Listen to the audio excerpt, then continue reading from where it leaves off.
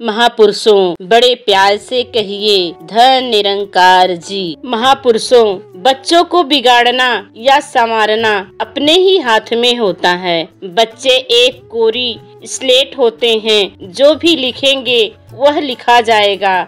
हमारी घरेलू जिंदगी में आज स्वभाव ऐसे बन गए हैं जो बच्चों पर गलत प्रभाव डालते हैं। हम हमेशा बच्चों को ऐसे कहते हैं, बच्चों झूठ नहीं बोलते, झूठ बोलना पाप है, परंतु हम स्वयं ही उनसे झूठ बुलवाते हैं। कई बार बच्चों को मना करते हैं कि देखो यह बात किसी को नहीं बताना, पापा को भी नहीं, या पापा ही कहते हैं कि कोई मुझे बुलाने आए तो कह देना मैं घर पे नहीं हूँ, बाहर गया हूँ। अपने फायदे के लिए एक बड़ा झूठ अपने बच्चे से बुलवा कर अपने बच्चों में बुरे संस्कार भर देते हैं। एक बार बच्चों से पूछा गया कि क्या हम सुबह उठकर एक दूसरे को नमस्कार करते हैं, तो 3-4 बच्चों को छोड़कर किसी ने भी हाँ नहीं कहा।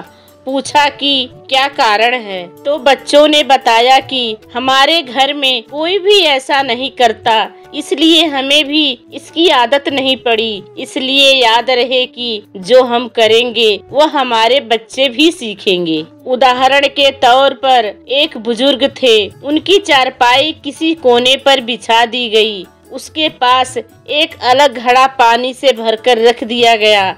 उनका बिस्तर भी अलग कर दिया गया। उनके कपड़े पहनने के लिए भी संकोच किया जाने लगा। समय बीतता गया। एक दिन वह बुजुर्ग शरीर छोड़ गए। जब उनकी अर्थी उठने लगी तो घर वाले बोले, इनकी चारपाई, कपड़े, बिस्तर और घड़ा भी साथ ही दे दो। पास ही उनका पोता खड़ा था, जो अभी छोटा ही था।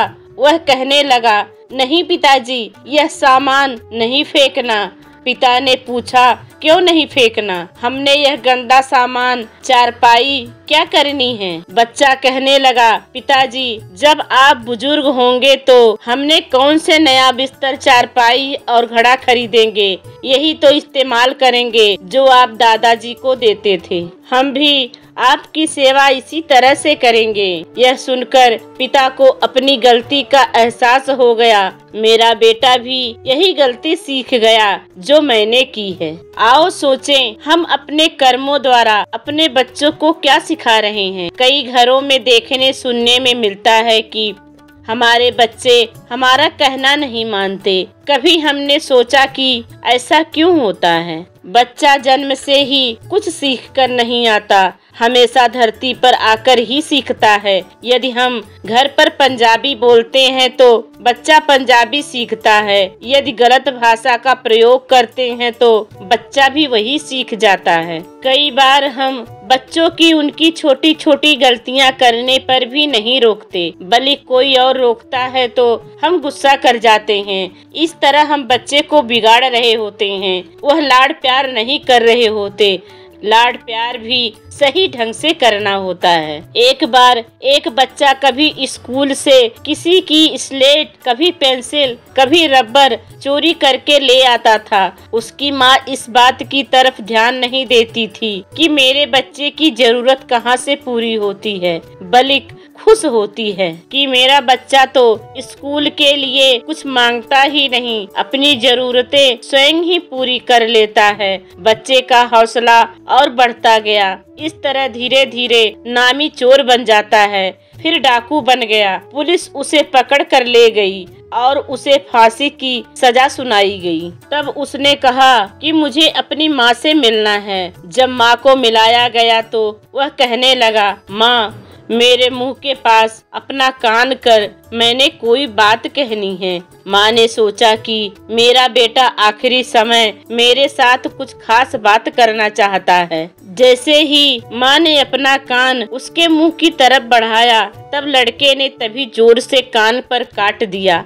लड़के ने कहा, माँ, यदि तू मुझे शुरू से ही डांटती रहती तो मैं आज चोर डाकू नहीं बनता और ना ही मुझे आज फांसी की सजा होती। यह सारा कसूर तेरा ही है जो मैं इस समय फांसी पर चढ़ रहा हूँ। माँ को बहुत पछतावा हुआ कि दरअसल मैं बचपन में इसकी बातों पर खुश हुआ करती थी, रोकती नहीं थी, पर अब क्या हो सकता है। इस तरह अपने नौजवान बेटे को उसे ने फांसी पर चढ़ा दिया। आओ हम सोचे कि बच्चों को हमने संवारना है या बिगाड़ना है। हम संगत जाते समय बच्चों को हमेशा घर पर ही छोड़ जाते हैं और कहते हैं कि तुम टीवी लगाकर देखो, पर नहीं, यदि थोड़ा समय टीवी ना दिखाकर अपने साथ संगत ले जाएं तो उन्हें संगत में जाने की आदत पड़ सकती है और वह सुधर सकते हैं। हमें सत्संग, सेवा, सिमरन द्वारा अपने बच्चों को सुधारना है।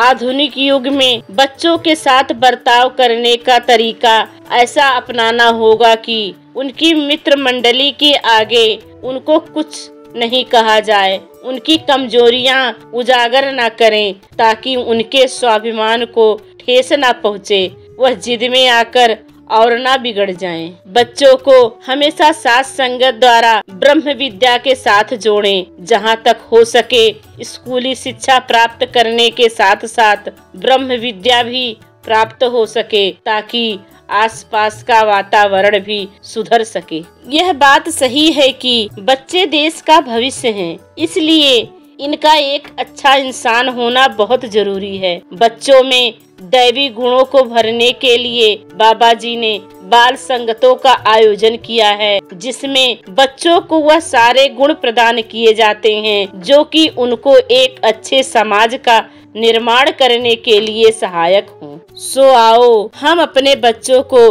बाल संगत के साथ जोड़ें ताकि उनका जीवन एक रोशन मीनार हो जिससे हर एक व्यक्ति रोशनी प्राप्त कर सके। महापुरुषों बड़े सत्कार से कहिए, धन निरंकार जी।